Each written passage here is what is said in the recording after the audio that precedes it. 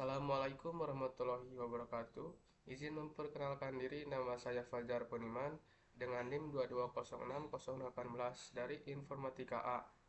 Di sini saya akan membahas mengenai tugas yang kelima yang terkait dengan pokok pembahasan yang pertama, yaitu kelebihan dan kekurangan NFA dan DFA baik dari transisi, pembacaan string, dan implementasi modelnya. Yang kedua, pembuatan NFA untuk suatu bahasa reguler, kemudian buatkan NFA yang ekuivalen serta pembacaan string minimal 3 buah. Ya, langsung saja. Yang pertama yaitu pada NFA, state boleh menerima simbol input atau tidak. Artinya, pada tabel transisi akan ada state yang kosong karena tidak menerima salah satu inputan. Transisinya dapat menuju lebih dari satu state tujuan. Dalam pembuatan state, NFA cenderung lebih cepat karena cukup melihat ke transisinya saja. Di dalam cara penulisan state, hasil transisi, pada tabel transisi untuk NFA terdapat kurung kurawal karena hasil transisinya merupakan suatu himpunan state. Pembacaan string di NFA cenderung lebih lama. Dalam membaca sebuah string, NFA mempunyai output diterima jika terdapat satu atau lebih jalur pembacaan string yang berakhir dari di state akhir, dan ditolak jika semua jalur pembacaan string tidak ada yang berakhir di state akhir. Implementasi model NFA ini kurang cocok karena NFA mempunyai transisi yang kurang pasti dan pembacaan string cenderung lama.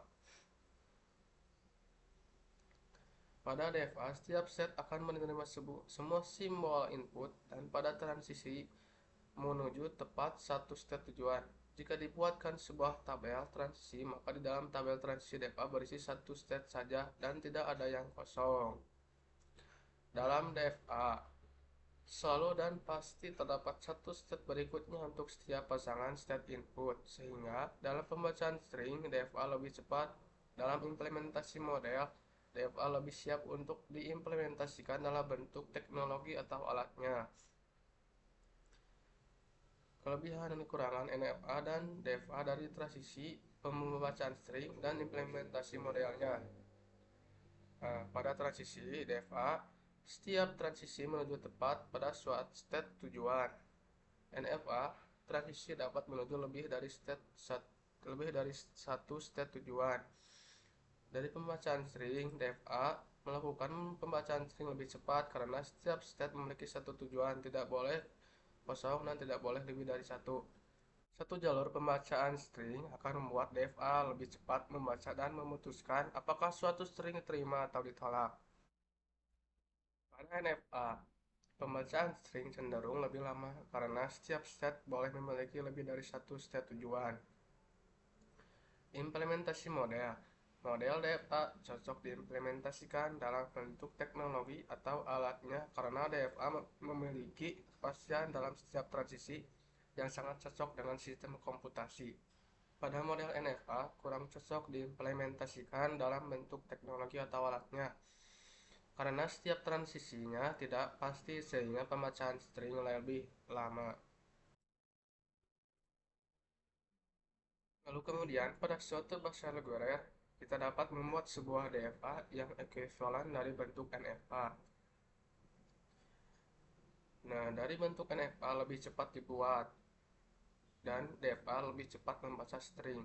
Sehingga untuk membaca atau membangun sebuah otomata pada suatu bahasa reguler, kita bentuk dulu NFA, kemudian kita dapat membentuk DFA yang ekuivalen dengan NFA.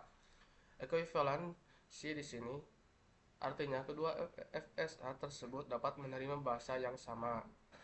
Lalu kemudian proses ekuivalensi ke DFA NFA.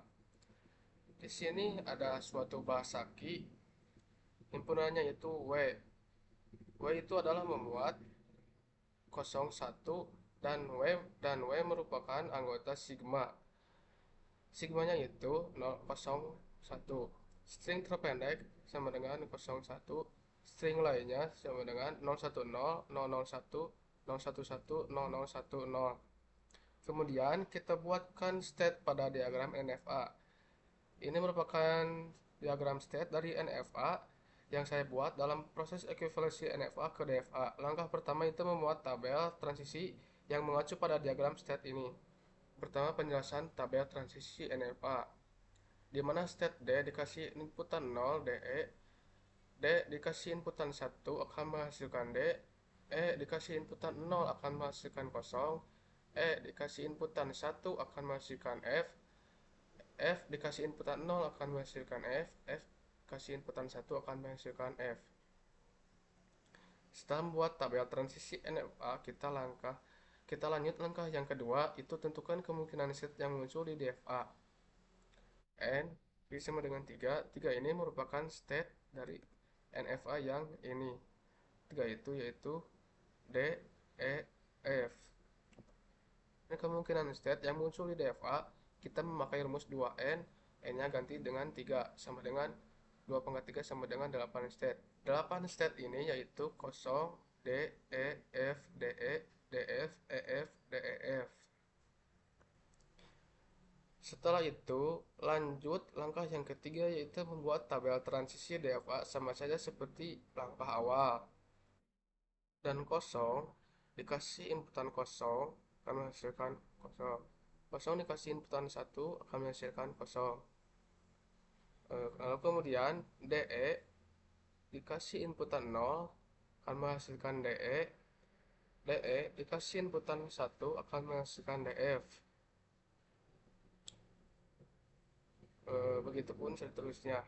Lalu keempat yaitu membuat diagram state DFA yang mengacu pada tabel transisi DFA.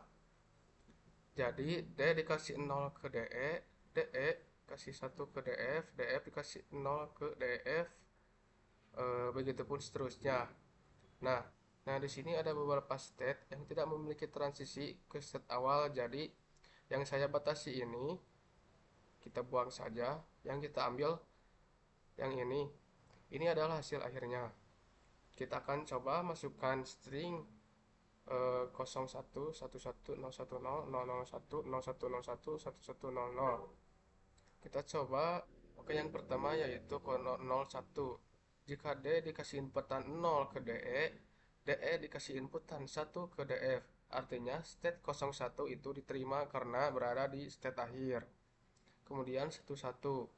D dikasih inputan 1 ke D, D dikasih inputan 1 ke D. Artinya string ditolak karena tidak berakhir di state akhir. Kemudian 010. D dikasih 0 ke DE, DE dikasih 1 ke DF, DF dikasih 0 ke DF. String 010 artinya diterima karena berakhir di state akhir. Kemudian 001, D dikasih 0 ke DE, DE dikasih 0 ke DE, DE dikasih 1 ke DF. String 001 ini diterima karena berakhir di state akhir.